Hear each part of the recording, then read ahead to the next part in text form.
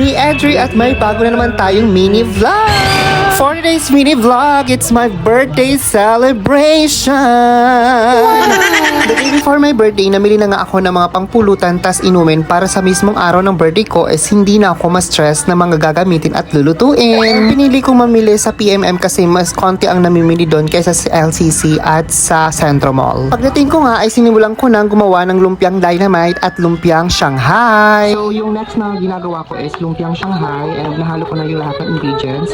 Ngayon ready to wrap na siya. At ayan na nga is ready na siyang lutuin at prituhin. At ang unang bisita nga na dumating ay ang best friend ko at ang friend niya and tinulungan na nila ako na magluto ng mga pangpulutan. Inuna na nga namin ang lumpiang dynamite and Shanghai pati na rin ang fishball and kikiam. At sinimulan na nga nilang umpisahan ang mahaba-habang inuman at sa puntong ito dumating na nga din ang isa sa mga naging coworker ko sa Jollibee na si Santi. Isa-isa na nga rin palang nagsiretigan ang mga tropa ng brother ko para tulungan siya magluto at para makajamming na rin namin. Naabutan ko nga sila na ang seryoso ng pinag-uusapan nila dito na para bang tatakbo sila ng kagawad sa barangay. Hindi ko na rin alam kung pang ilang bote na ang tinitimpla ni Budi, basta ang alam ko hindi pa sila nalalasing. Makikita mo rin talaga sa mukha ni Bes na nag-i-enjoy siya kasi hanggang ngayon wala pa rin bakas na nalasing na siya. Nasa kalagitnaan na nga kami ng inuman at mukhang lasing na tong katabi ko. Isa rin pala ito sa pinakamasayang birthday ko so far kasi kahit hindi ko inimbita, pumunta sila. Char!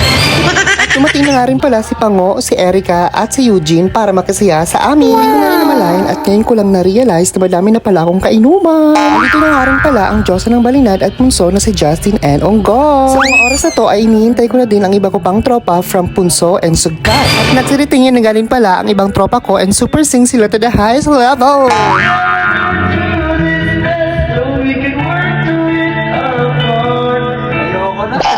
Sila nga pala ang second batch na pumunta ng celebration ng birthday ko. Sila MJ, Mark, Brent, and Vince. Hindi ko rin alam kung bakit nababalo na naman tong bunso namin. Baka kasi nag-message na naman ang jowa niya. Kaya ganyan siya. I decided na hati-hatiin ang mga tropa ko into 3 batches. Batches? Dahil hindi kayang i-accommodate lahat. Kasi naman sa dami ba naman ng tropa ko, hindi sila kasyang lahat sa bahay namin. Char! I also invited ang iba ko pang tropa from Punso kaso hindi na rin sila nakapunta.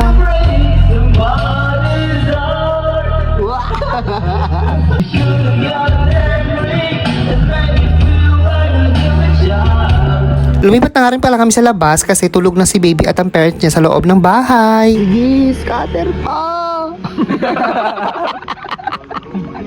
Ayan, super busy ang isa ka pang Junaki sa kaka-scatter. Yung totoo, mag-iinom or mag-scatter?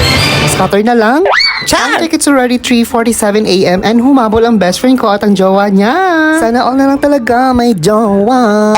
And I'm so happy kasi nagsama-sama na naman kami. Na nga lang din kami magkasama-sama because of our busy schedule sa work and sa school. Wow. Ayan, bago ko nga pala makalimutan, shoutout nga pala sa napakabait at napaka-cool na team manager ko na si TMJD and sa team bahay.